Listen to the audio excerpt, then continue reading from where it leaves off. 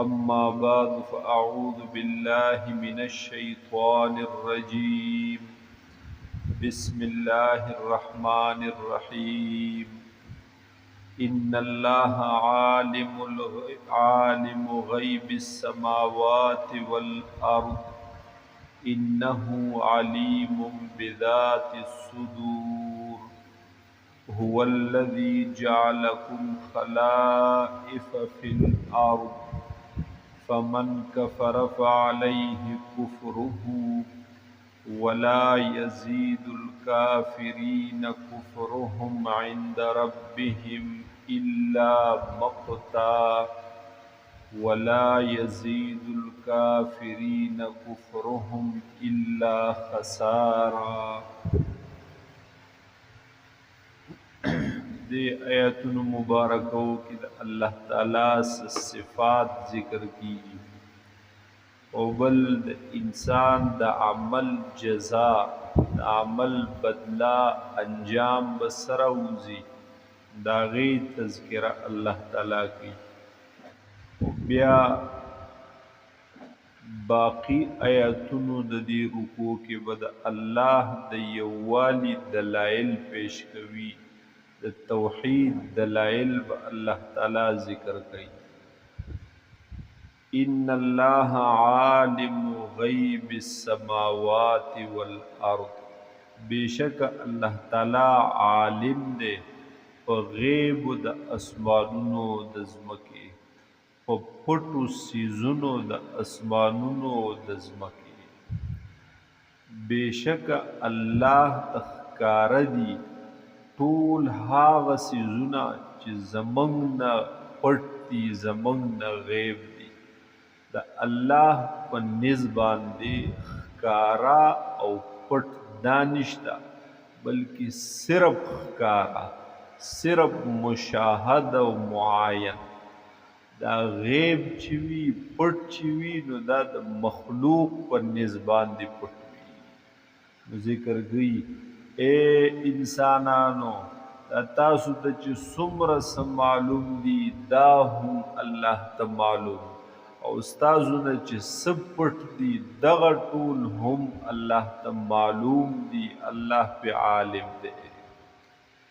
ان الله بیشک الله تعالی عالم غیب السماوات، عالم دے پاغی پټو سیزونو په پټو رازونو د اسمانونو د ځمکې.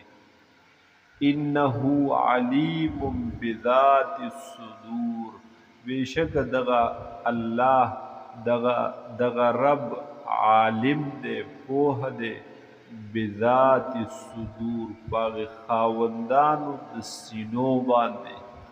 دینه مراد داوی د سینو د خاوندانو په دې سینو کې چې کم پټ خبرې پرتی دي، پټ تدبیرونه او منصوبې خیالات او فکرونه پراته دي، باغ ټول الله خبردار دی، الله په عالم دی. انه علیم بذات الصدور، بیشک دغه الله عالم دی باغ رازونو د سینو باندې، باغ پټو پټو فکرونو د سینو باندې. هو الذی جعلکم، دیتا بیا علم محیط ویلگی چې الله لره کلی علم دے، محیط علم دے، یعنی په هر شی ورته علم دے، په پټو پخکارو د اسمانونو د ځمکې د ظاهر د باطن د هر شی نه خبر، په هر چیز باندې عالم. د دې په مقابله کې که انسان واخلي داغه علم محدود دی، کم سیزونه اینی باغی خبر چې کمی ندی لیدلی داغی نه خبره، کم سیزونو خبر ورته ور رسیدلی نو داغی نه خبری، کم شی په باره کې ورته معلومات نوی رسیدلی داغی نه خبری. بیا ظاهر سیزونو دا پیجنی دا زما لاس دی، دا می خپی دی، دا می سترګې، دا می غوږونه، دا می پوزه، دن نه په دې خپل بدن کې سدي دنه څومره اندامونه دي، څوره څه دي، څرنګې کار کوي.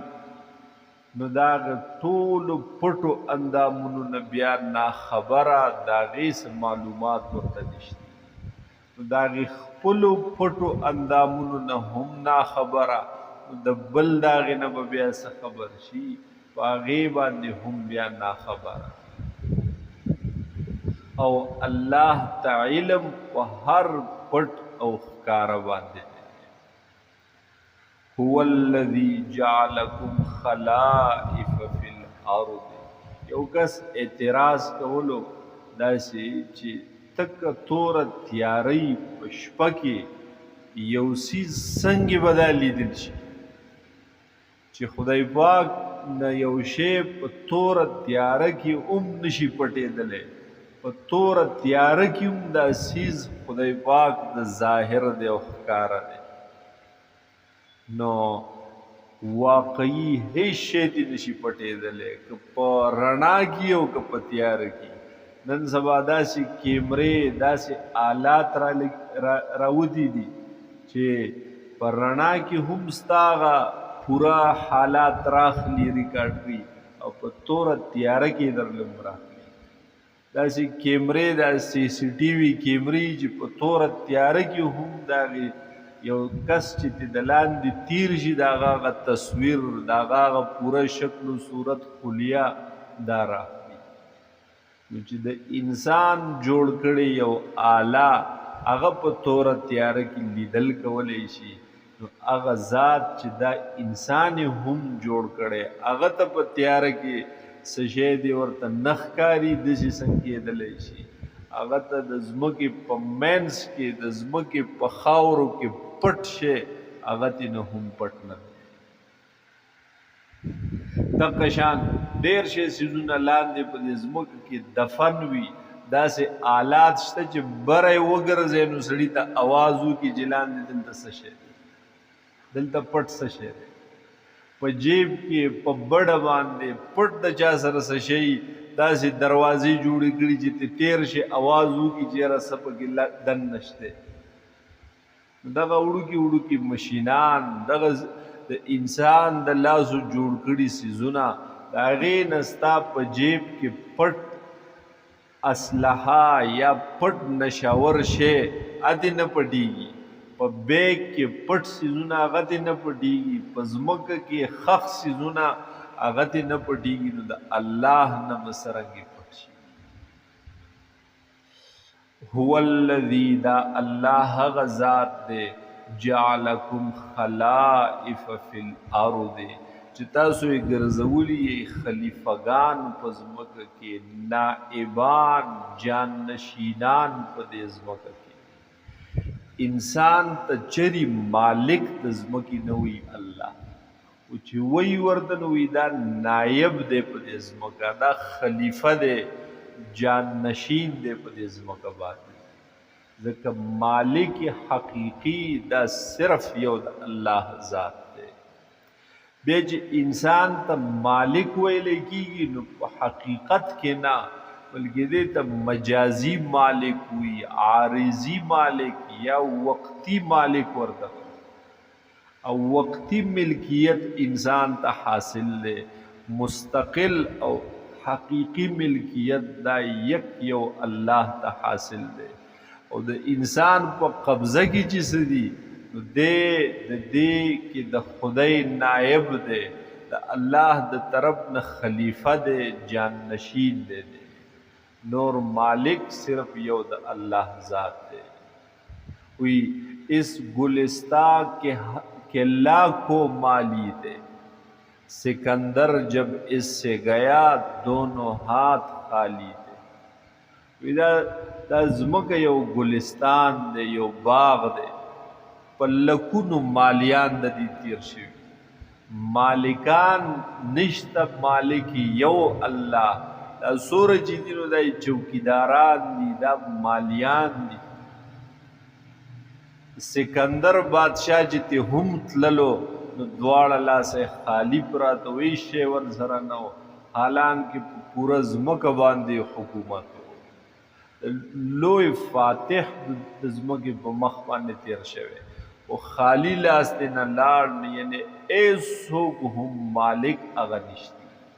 زړی خپل کوری او کور دی ځمکه د په کور باندې لیکلی پلانکې منزل د پلانکي دی کور، چې 15 کاله 30 کاله تیریږي دغه نوم ورانی بیا په بل لیکلی پلانکې منزل، چې بیا 40 کاله تیریږي هغه نوم تیم چې رنګ بنګ ولا ورګیا تیم وران کې بل پی ولیکي پلانکې منزل. نو ډېر شی ځایونو باندې به تاسو 2-2 3 لیدلي چې هغه به بدل شوي را بدل شوي. نو مخکې یو مالک بیا هغه لاړ شي د هغه په ځای بل مالک شي، بیا هغه لاړ شي نو بل شي، بیا راشي نو بل شي. دا مالکان نه دي بلکې دا جان نشینان دي، دا نائبان او خلیفگان دي. هو الذی دا الله هغه ذات دی جعلکم خلائف فی الارض چې تاسو یې ګرځولی یې خلیفگان په دې ځمکه کې. فمن کفر چا چې هم کفر وکړو فعلیه کفره په ده باندې به وي وبال د کفر د خپل ګناه سزا به په خپله سکې، د خپل کفر شرک وبال او سزا به په تا باندې وي. ستا د ګناه ستا د غلطۍ ستا د کفر شرک سزا هغه بل هیڅ چالم خدای پاک نه ورکوي.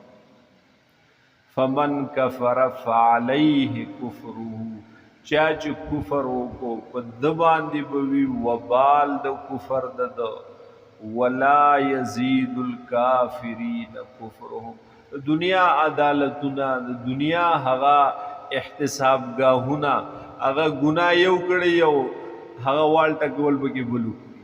ډېر شی ګناهګار آزاد ګرځي، ډېر شی بې ګناه په قیدونو په جیلونو کې وي، ډېر شی ګناهګار بری شي، ډېر شی بې ګناه هغې باندې سزاګانې وخیږي.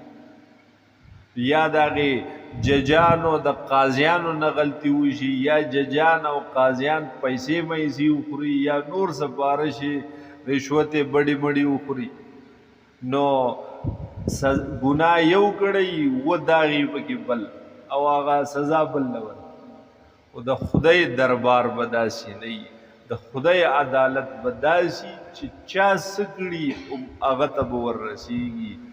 ذره برابر د یو غلطۍ کې بل نه ګیریږي، د یو جرم بل نه سزا ورکي.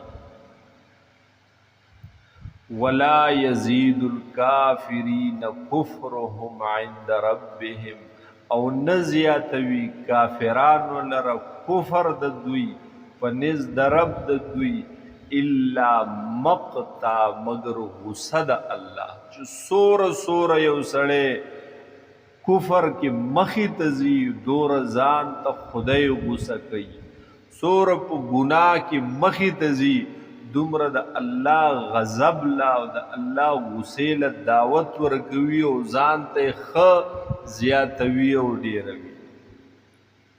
ولا یزید الکافرین کفرهم او نه زیاتوي کافرانو لره کفر د دوی الا خسارا مگر تاوان. ښه تاواني کېږي، ښه نقصانېږي په مزید کفر سره، په مزید ګناهونو او غلطو سره.